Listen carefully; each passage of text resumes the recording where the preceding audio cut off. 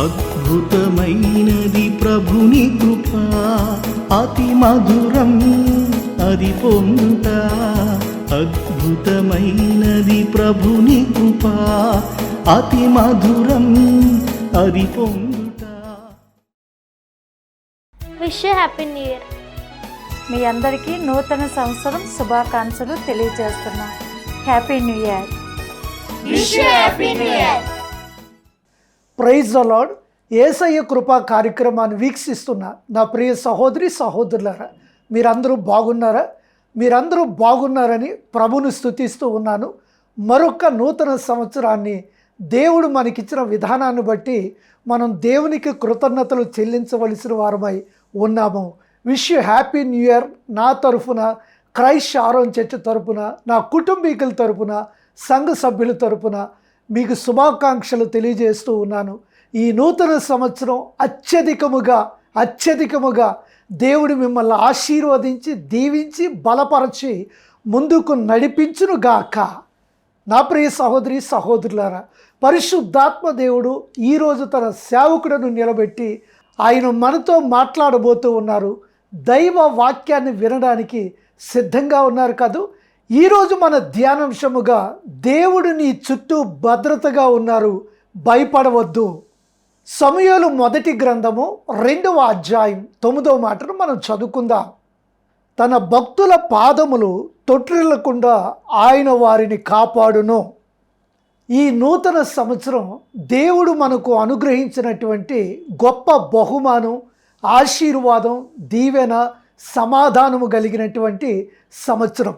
మహోన్నతుడు, మహిమగల దేవుడు, సర్వశక్తుడైనటువంటి ఆ దేవుడు మనకు కంచిగా ఉండి, మనకు భద్రతగా కాపుదలిచ్చి, ఎటువంటి భయము భీతి లేకుండా ఆయన మనకు తోడుగా ఉంటారు. ఇక ఎవరూ మనల్ని తాకలేరు. ఎందుకంటే మనం ఒంటరి వారము కాదు. దేవుడు మన పక్షమున ఆయన భద్రతగా ఉన్నారు. ఒక బాలుడు తన తల్లిని అడిగాడంట, దేవుడు తెల్లగా ఉంటారా, నల్లగా ఉంటారని. ఆ తల్లి సమయోచితమైనటువంటి జవాబు చెప్పింది, దేవుడు తెలుపు కాదు, నలుపు కాదు, కానీ స్వచ్ఛమైన, శ్రేష్టమైన, పరిశుద్ధమైనటువంటి రంగులో ఆయన ఉంటారని సమయోచితమైనటువంటి జవాబు ఆ పిల్లవాడికి చెప్పింది. దేవుడు ఆత్మస్వరూపి కనుక ఆయన ఆరాధించువారు ఆత్మతోనూ సత్యముతోనూ ఆరాధించాలి. వారు మాత్రమే ఆయన రూపాన్ని, ఆయన సారూప్యాన్ని అనుభవించగలరు. దేవుని చూడాలి, దేవుని పరిశుద్ధత మనం పొందాలి అంటే హృదయ శుద్ధి అనేటువంటిది చాలా ప్రాముఖ్యమైనది. ఆ హృదయ శుద్ధి ఉన్నప్పుడే ఆ మహోన్నతమైనటువంటి పరిశుద్ధమైన దేవుని సన్నిధిని, శక్తిని మనం అనుభవించగలం. అందుకే యేసు ప్రభువారు అన్నారు, హృదయ శుద్ధి గల వారు ధన్యులు, వారు దేవుణ్ణి చూచెదరని. నా ప్రియ సహోదరి సహోదరులారా, శుద్ధమైన, పరిశుద్ధమైన ఆ దేవుడు మనకు భద్రతగా ఉన్నప్పుడు, కాపుదలగా ఉన్నప్పుడు, కంచిగా ఉన్నప్పుడు ఇక భయపడవలసినటువంటి పని మనకి ఎంత మాత్రం కూడా లేదు. పరిశుద్ధ గ్రంథములో రాజులు 2వ గ్రంథము 6వ అధ్యాయం 17వ మాటను మనం చదువుకుందాం. యెహోవా వీడు చూచినట్లు దయచేసి వీని కండ్లను తెరవమని ఎలీషా ప్రార్థన చేయగా, యెహోవా ఆ పనివాని కండ్లను తెరవజేసెను గనుక వాడు ఎలీషా చుట్టూను పర్వతము, అగ్ని గుర్రముల చేత, రథముల చేతను నిండియుండుట చూచెను. సిరియా రాజు ఎలీషాను బంధించాలని గుర్రములతోనూ రథములతోనూ ఆ పట్టణం అంతా కూడా చుట్టుముట్టి ఉండటం ఆ పనివాడు చూచి ఈ విషయాన్ని ఎలీషాకు తెలియజేసినప్పుడు ఎలీషా ఎంత మాత్రం వణకలేదు, బెనకలేదు. అంతకంటే గొప్ప సైన్యం, దేవుని శక్తి మనకు తోడుగా ఉన్నదని ఆ పనివాని కండ్లు తెరవమని దేవునికి ప్రార్థన చేసినప్పుడు ఎలీషా చుట్టూ అగ్ని గుర్రములు, రథములు ఉండుట ఈ పనివాడు చూచాడు. నా ప్రియ సహోదరి సహోదరులారా, మన పక్షమున దేవుడు తోడుగా ఉండగా విరోధి ఎవడు? సైన్యములకు అధిపతియగు మన దేవుడు సర్వ సైన్యాధ్యక్షుడు ఆయన మన పక్షాన ఉంటుండగా, మనకు తోడుగా ఉంటుండగా ఇక భయపడవలసినటువంటి పని ఎంత మాత్రం కూడా లేదు. దేవుని సైన్యం తాను ప్రేమించినటువంటి దేవుని బిడ్డల పైన ఎల్లప్పుడూ కూడా సంరక్షణగా ఉండి కాపాడుతూ మన చుట్టూ కూడా కంచిగాను వలయముగాను ఉండి మన చుట్టూ కూడా తన సైన్యము చేత దేవుడు ఎప్పుడు కూడా భద్రతను ఇస్తూనే ఉంటారు. మన చుట్టూ, మన కుటుంబాల చుట్టూ, మన పిల్లల చుట్టూ దేవుడు ఎప్పుడూ కూడా భద్రతగా ఉండి కాపుదలు ఇచ్చి తన కృపలో మనల్ని భద్రపరుస్తారు. తన చేతులతో మనల్ని ఆయన ఎత్తిపట్టుకుంటారు. ఇక ఈ సంవత్సరం భయపడని అవసరం లేదు, ఆందోళన చెందని అవసరం లేదు, విచారించవలసిన పని లేదు, చింతించవలసినటువంటి పని లేదు. సర్వాధికారి అయినటువంటి దేవుడు మనతో ఉంటుండగా, మన పక్షమున ఉంటుండగా మనము చురుకుగాను, ఉత్సాహముగాను, ఉల్లాసముగాను, సంతోషముగాను ఉంటూ ముందుకు సాగిపోవాలి. ఇదే విశ్వాస జీవితం. సోమరులు ఎవరో తెలుసుకోవాలని పెట్టినటువంటి పరీక్షల్లో ఒక ముగ్గురు సెలెక్ట్ అయ్యారంట. ఆ ముగ్గురులో న్యాయ నిర్ణేతలు బహుమానాలు ఇద్దామని చెప్పేసి వాళ్ళని పిలిచినప్పుడు అందులో ఇద్దరు గబుక్కున లేచి అవి తీసుకోవటానికి ముందుకు వస్తూ ఉన్నారు. అరే మూడోవాడు ఎంత మాత్రం కూడా అక్కడికి రావట్లేదు. ఎందుకు రావట్లేదని ఈ న్యాయ నిర్ణేతలు అడిగితే, ఆ బహుమానం తీసుకోవాలన్న నాకు బద్ధకమే, నేను రాలేనని చెప్పేసి అన్నాడు. ఒరే బాబు, అందరికంటే నిజమైన సోమరిపోతు నీవే, ఈ బహుమానం నీదే అని చెప్పి న్యాయ నిర్ణేతలు అన్నారట. అధిక నిద్రమత్తు సోమరతనాన్ని, బద్ధకాన్ని కలుగు చేస్తుంది. దేవుడు తాను ప్రేమించిన వారు ఎప్పుడు కూడా చురుకుగాను, ఉత్సాహముగాను ఉండాలని ఆయన ఎల్లప్పుడూ కూడా తాను ప్రేమించిన వారిపైన తన కృప అనుగ్రహిస్తూనే ఉంటారు. అందుకే బైబిల్లో సోమరి చీమల యొద్దకు వెళ్ళు, వాటి నెడతల కనిపెట్టి జ్ఞానము తెచ్చుకొనము అని దేవుని వాక్యం సెలవిస్తూ ఉంది. నా ప్రియ సహోదరి సహోదరులారా, సంవత్సరాలు గడుస్తూ ఉన్నాయి, సమయం గడిచిపోతూ ఉంది. పోయిన సమయం, పోయిన తరుణాలు ఇవన్నీ మనం వెనక్కి తీసుకోలేము. కానీ దేవుడిచ్చినటువంటి ప్రశస్తమైన సమయాన్ని, దేవుడు అనుగ్రహించినటువంటి శ్రేష్టమైనటువంటి తలాంతులను దేవుడి కొరకు ఉపయోగించుకొని నమ్మకమైనటువంటి దేవుని బిడ్డలుగా జీవించవలసినటువంటి అవసరత ఉన్నది.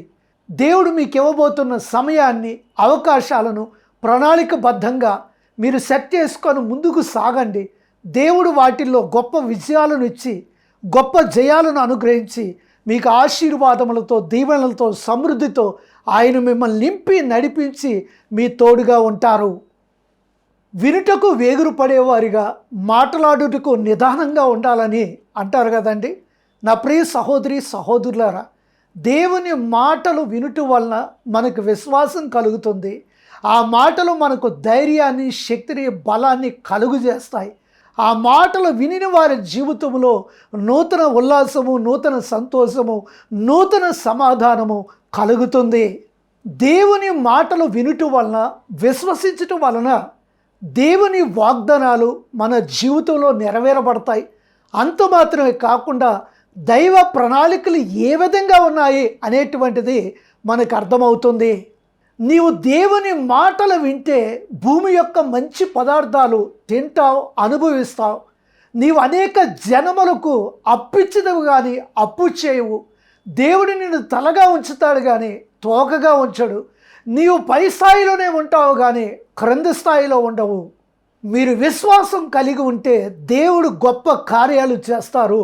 అంత మాత్రమే కాదు, ఆ కార్యాలు దేవుడు నీ పక్షాన చేస్తున్నప్పుడు నీవు కూడా గొప్ప కార్యాలు చేయాలి, గొప్ప పనులు చేయాలి అనేటువంటి అవగాహన, ఆలోచన ఎప్పుడూ కూడా నీ హృదయంలోనూ నీ ఆలోచనలోనూ మొలుస్తూనే ఉంటుంది. భయానికి మందు లేదు కానీ మార్గం ఉంది. ఆ మార్గము దేవుడే. దేవుని మాటలు వినండి, విశ్వసించండి. ఆయన మాటల ప్రకారంగా జీవిస్తూ ఆయన ఆజ్ఞలను పాటించండి. అప్పుడు మీకు సమృద్ధి, ఆశీర్వాదం కలుగుతుంది. యెహోషువ గ్రంథం 1వ అధ్యాయం 8 నుండి 9 వచనాలు చదువుకుందామా?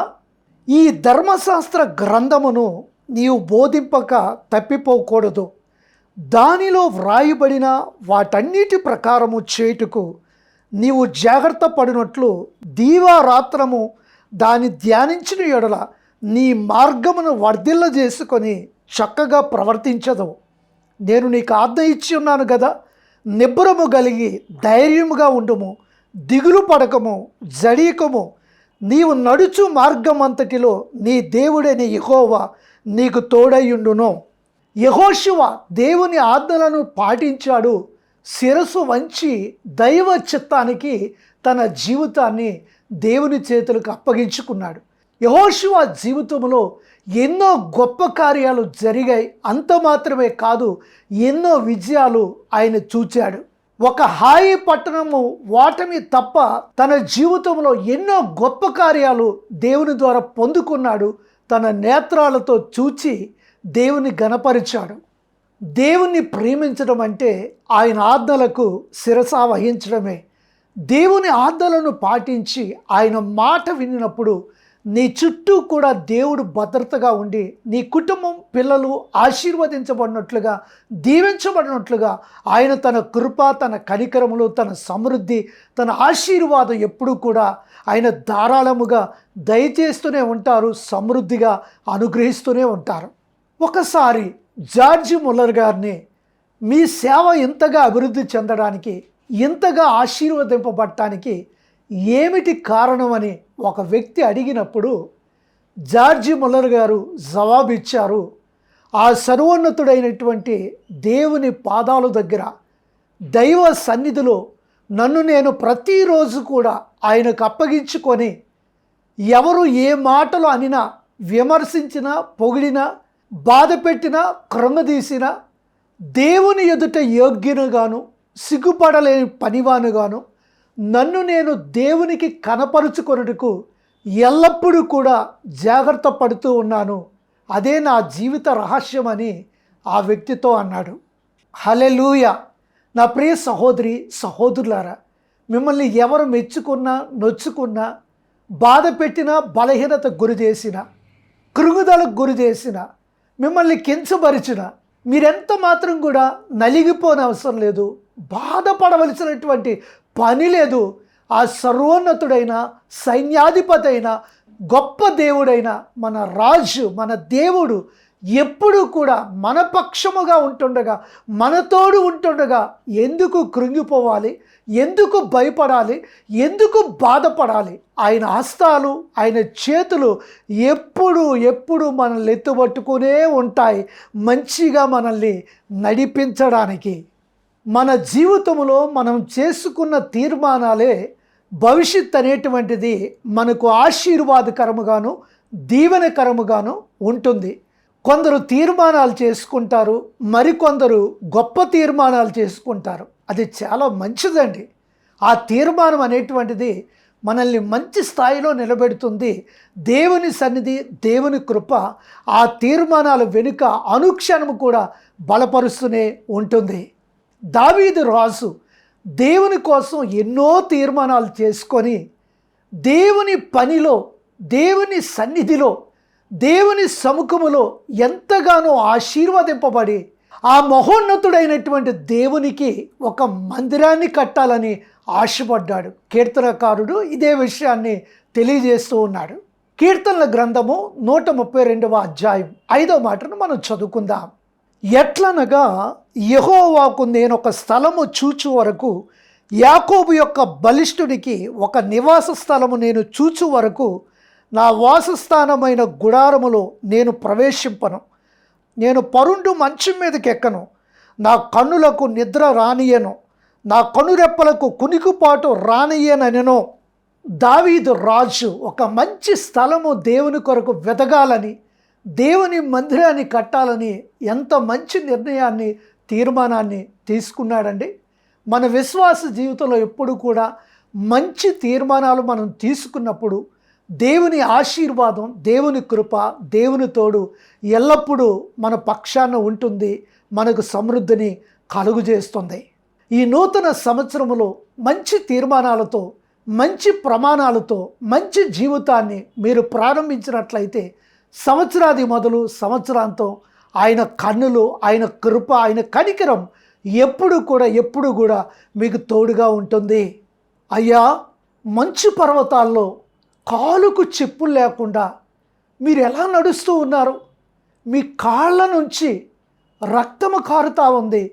అయ్యా, మీరు ఒకసారి చూచుకోండి అని సాధు సుందర్ సింగ్ గారిని ఒక వ్యక్తి అంటూ ఉంటే, ఆ వ్యక్తితో సాధు సుందర్ సింగ్ గారు అన్నారు, నా ప్రభువైన యేసు క్రీస్తు పాదముల ద్వారా వచ్చినటువంటి ఆ రక్తము కంటే నా పాదముల నుండి వస్తున్నటువంటి ఆ రక్తం ఎంత మాత్రం గొప్పది కాదు.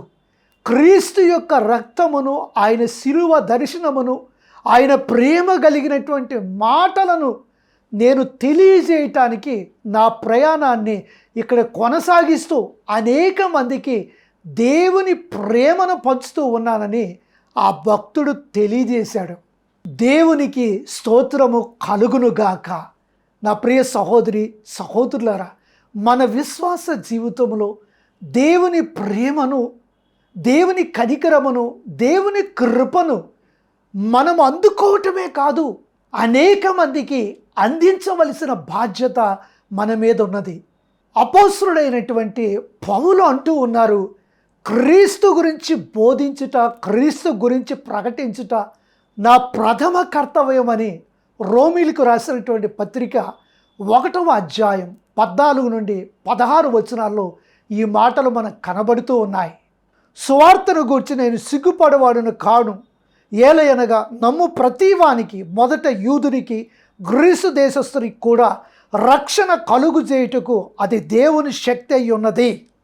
పౌలు గారు 3 గొప్ప తీర్మానములు కలిగి ఉన్నారు. నేను రుణస్థుడును, దేవుని పని కోసం సిద్ధముగా ఉన్నాను, నేను ఎంత మాత్రం కూడా ఆయన పని కొరకు సిగ్గుపడను అని. ఈ రోజుల్లో సువార్త గూర్చి తీర్మానం ఎంతోమందికి లేదు కదండి. గొప్ప గొప్ప తీర్మానాలు, మంచి మంచి తీర్మానాలు గొప్పగా మనం చేసుకోవచ్చు, అందులో ఎంత మాత్రం తప్పు లేదు, ఎంత మాత్రం కూడా సందేహము కాదు. సువార్తను ప్రకటించడానికి, దేవుని మంచి మాటలను ప్రకటించడానికి మనం తీర్మానం చేసుకుంటూ ఉన్నామా? బ్యాంకుల్లో గొప్ప ధనం ఉండొచ్చు, ఎకరాలు పొలాలు ఉండొచ్చు, అన్ని వసతులతో కూడినటువంటి సౌకర్యాలు ఉండొచ్చు, ఆనందముగా జీవించవచ్చు, ఆనందంగా బ్రతకవచ్చు. ఈ లోకంలో ఏది కూడా మన కొదువుగా ఉండకపోవచ్చు. కానీ ఒకరోజు హఠాత్తుగా జరగరానిది జరిగితే, మన ప్రాణం ఆగిపోతే, మనం ఈ లోకంలో మరణిస్తే, మనం దేవుని పని ఎంతవరకు చేశామని మనల్ని మనమే ఆ పరలోక రాజ్యానికి వెళ్ళినప్పుడు ప్రశ్నించుకోవలసినటువంటి అవసరత ఉంటుంది. దేవుడు మనకు ఆరోగ్యం ఇచ్చినప్పుడే, దేవుడు మనకు శక్తి ఇచ్చినప్పుడే, దేవుడు మనకు మంచి బలాన్ని ఇచ్చినప్పుడే మనం దేవుని పని చేయాలి. అన్నీ అయిపోయిన తర్వాత, అన్నీ తీరిపోయిన తర్వాత, వయసు మళ్ళీపోయిన తర్వాత నేను దేవుని పని చేస్తాను, దేవుని కొరకు గొప్ప కార్యాలు చేస్తానని తీర్మానం తీసుకుంటే దానివలన ప్రయోజనం శూన్యమే. యవన కాలమందు నరుడు కాడిమోయటం మేలని దేవుని వాక్యం సెలవిస్తూ ఉంది. దేవుడు నీకు ఆరోగ్యం ఇచ్చినప్పుడు, శక్తి ఇచ్చినప్పుడు, బలం ఇచ్చినప్పుడు దేవుని పని మీరు చెయ్యాలి. దేవుడు మనిషిని సృష్టించినది నశించిపోయే వరకు ఆస్తులు సంపాదించాలని, అంతస్తులు కట్టాలని దేవుడు సృష్టించలేదు, దేవుడు కలుగు చేయలేదు. కానీ తన కొరకు బ్రతకాలని, తన కొరకు జీవించాలని, ఆ నిత్యరాజ్యంలో మనం ఉండాలని, మనం ఈ భూలోకములో ఫలించి అభివృద్ధి చెంది దేవుని కొరకు ఒక గొప్ప పనులు చేసి ఆయన దగ్గరకు రావాలని మనల్ని ఎంతగానో ఆశీర్వదిస్తూ ఉన్నారు, మనల్ని ఎంతగానో దీవిస్తూ ఉన్నారు, మనల్ని ఎంతగానో ఫలింపజేస్తూ ఉన్నారు. గనుకనే మనం ఫలించబడుతూ, మనం ఆశీర్వదించబడుతూ, ఇతరులకు సహాయము చేస్తూ వారికి దేవుని ప్రేమను అందించడమే మన ప్రథమ కర్తవ్యమై ఉండాలి, మనకు బాధ్యత ఉండాలి. నా ప్రియ సహోదరి సహోదరులారా, ఒక ప్రియ సోదరి కొరకు మీకు సాక్ష్యాన్ని తెలియజేస్తాను. కొన్ని రోజులు ఆమె హాస్పిటల్లో ఐసీలో చనిపోతాను అన్న స్థితిలో ఉన్నప్పుడు, బాధపడిన స్థితిలో ఉన్నప్పుడు అద్భుత రీతిగా ఆమెను రక్షించి ప్రేమించి దేవుడు ఆరోగ్యాన్ని ఆయుష్ను పొడిగించి మరలా ఆరోగ్యాన్ని కలుగజేసినప్పుడు హాస్పిటల్ నుంచి ఆమె డిశ్చార్జ్ అయి ఇంటికి క్షేమంగా వచ్చింది. ఒకరోజు ఆమెకి వివాహ వార్షికోత్సవం జరుగుతూ ఉండగా ఆమె అనుకుంది, నా దేవుడు నన్ను ప్రేమించి నన్ను రక్షించి నన్ను బ్రతికించి సజీవుడిగా ఉంచాడు కనుక నేను ప్రభువు పని చెయ్యాలని చెప్పి దేవుని సువార్త కొరకు ఆమె సహాయంగా నిలబడి అనేక మందికి సువార్తను అందించే గొప్ప బాధ్యతను తీసుకుంది. కొన్ని రోజులైంది, హఠాత్తుగా ఆమె మరణించింది. గమనించండి నా ప్రియ సహోదరి సహోదరులారా, ఆమె ప్రభువునందు మరణించలేదు కానీ ఒక రకంగా ఆమె నిద్రించింది. ఆమె పరలోక రాజ్యములో దేవుని బహుమానాలు, శ్రేష్టమైన ఆశీర్వాదాలు పొందుకుంటుంది. జీవగ్రంథమందు ఆమె పేరు వ్రాయబడుతుంది. ఆమె దేవుని సేవ చేసి ప్రభువు దగ్గరికి వెళ్ళింది. ఎంత భాగ్యం, ఎంత ధన్యత! ఈ లోకములో అంతకు మించినటువంటి గొప్ప ధన్యత ఈ లోకములో ఏముందండి? నిన్ను నన్ను దేవుడు ఆశీర్వదించినప్పుడు, దీవించినప్పుడు బలమైనటువంటి సాక్షులుగా ఉండడమే మన జీవిత లక్ష్యమై ఉన్నది. ఒక గొప్ప భక్తుడు అన్నారు, సువార్త అందని ఊరు ఉండకూడదని, సంఘము లేని గ్రామం ఉండకూడదని. నా ప్రియ సహోదరి సహోదరులారా, అటువంటి దర్శనము, అటువంటి భారము, అటువంటి బాధ్యత మనం కలిగి ఉండాలి. హెబ్రీయులకు రాసిన పత్రిక 11వ అధ్యాయం 13వ మాటను మనం చూద్దాం. వీరందరూ ఆ వాగ్దానముల ఫలము అనుభవింపకపోయినను దూరము నుండి చూచి వందనము చేసి తాము భూమి మీద పరదేశమును యాత్రికులమై ఉన్నామని ఒప్పుకొని విశ్వాసము గలవారై మృతునుందిరి. ఇటువంటి నమ్మకమైనటువంటి సాక్ష్యముతో, మంచి జీవితంతో మనం బ్రతకాలి. నా ప్రియ తల్లిగారు ప్రభువునందు గత 3 సంవత్సరాల క్రిందట ఆమె నిద్రించడం జరిగింది.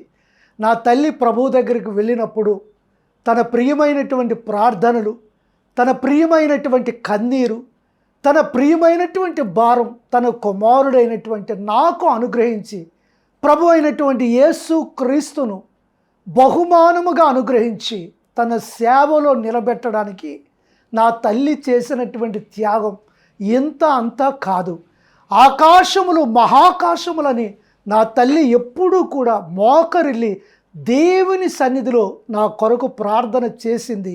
ఈరోజు ప్రపంచంలో ఉన్నటువంటి దేవుని ప్రజలకు దేవుని మాటలు అందించే గొప్ప ధన్యత, గొప్ప భాగ్యం దేవుడు నాకు కలుగజేశారు.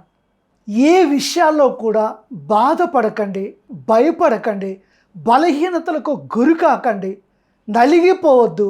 ఆ సర్వశక్తి కలిగినటువంటి దేవుడు మిమ్మల్ని గొప్ప స్థాయిలో నిలబెడతాడు. అనేక మందికి మీరు ఆశీర్వాదకర్తలుగా ఉంటారు. దేవుని సన్నిధి మీతో వస్తుంది, దేవుని తోడు మీతో వస్తుంది. మీ భవిష్యత్ అంతా కూడా ఆశీర్వాదకరముగాను దీవెనకరముగాను ముందుకు కొనసాగుతుంది. ఈ నూతన సంవత్సరములో ఇక భయపడవలసినటువంటి అవసరం లేదు. దేవుడే మీకు భద్రతగా ఉండి తన కాపుదల, కనికరం, కృప, దీవెన, ఆయన సమృద్ధి మీకు అనుగ్రహిస్తారు. అటువంటి ధన్యత ప్రభువు మనందరికీ కూడా అనుగ్రహించునుగాక. ఆమేన్.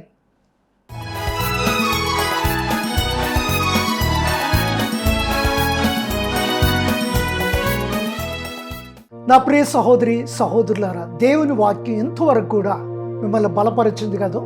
ఈ నూతన సంవత్సరం దేవుడు అత్యధికంగా దేవుడు మిమ్మల్ని ఆశీర్వదించి ఆయన నడిపించబోతా ఉన్నారు. దైవజనుడిగా మీ కొరకు నేను ప్రార్థన చేయబోతా ఉన్నాను. మీ ఎడమ చేయి గుండె మీద పెట్టుకొని కుడి చేయి ఆకాశం వైపు ఎత్తండి.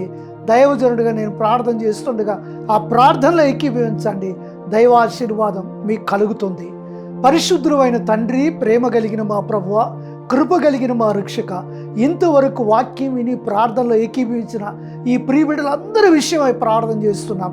ఈ నూతన సంవత్సరం, నూతన ఆశీర్వాదం, నూతన దీవెన, నూతన సమృద్ధి, నూతన సమాధానం మీరిచ్చి నాయన దావీదు గిన్నె నిండి పొంగి పొర్లి ప్రవహించినట్టుగా దైవాశీర్వాదాలతో, దీవెనలతో, సమృద్ధితో ఈ సంవత్సరం మొదలు సంవత్సరాంతం తండ్రి తన బిడ్డను ఎత్తుకున్నట్లుగా ప్రియబిడ్డలు ఎత్తుకొని మీరు దీవించి ఆశీర్వదించి నడిపించండి.